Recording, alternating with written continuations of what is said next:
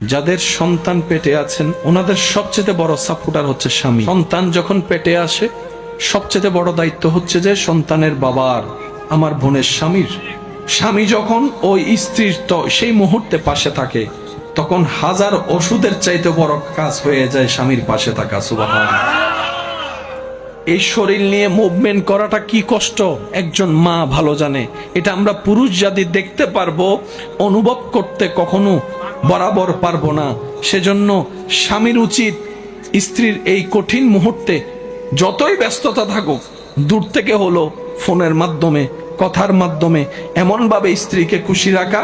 কারণ বিজ্ঞান বলে মা যত খুশি থাকবে, মা যত এনার্জিতে থাকবে, এটা বাচ্চার জন্য ভালো এফেক্ট হয়ে আসবে। বলেন সুবহানাল্লাহ। আমাদের মা পেট যখন বড় হয়েছে হাঁটতে চলতে কষ্ট, বিরক্ত হওয়া দূরের কথা, কষ্টকে আর কষ্টে মনে করে না।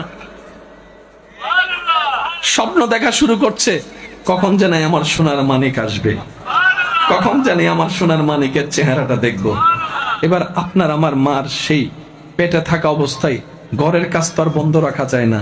ঘরের বউদের তো দোষ একটু বেশিই হয়। আরাম বলতে তাদের কোনো শব্দই হয় না।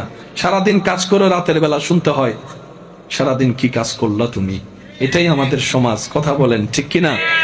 আমাদের মা যখন রাত্রে সারা দিন কাজ করে রাত্রে ঘুমাতে গেল, কারণ রাত্রের ঘুম সকালের এনার্জি দিবে কাজ করার, সেই দিন রাত্রে আপনি আমি আমাদের মাকে ঘুমাইতে দিই নাই।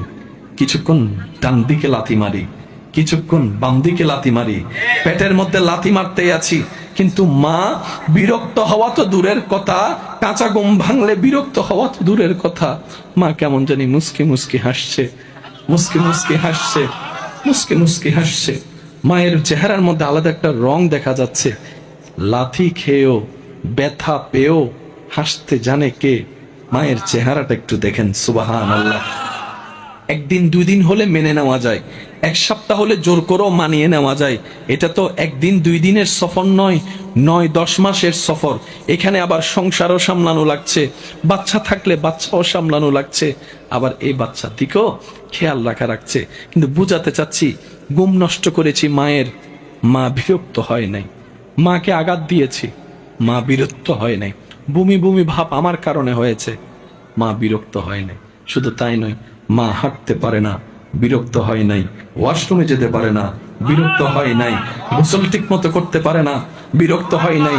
শোয়া ঠিক মতো করতে পারে না, বিরক্ত হয় নাই। যেতে যেতে লাস্ট মোমেন্ট যখন চলে আসছে, তখন কঠিন মুহূর্ত যখন আসলো, ডাক্তার বলে সিচুয়েশন খুব জটিল, এই দুইজন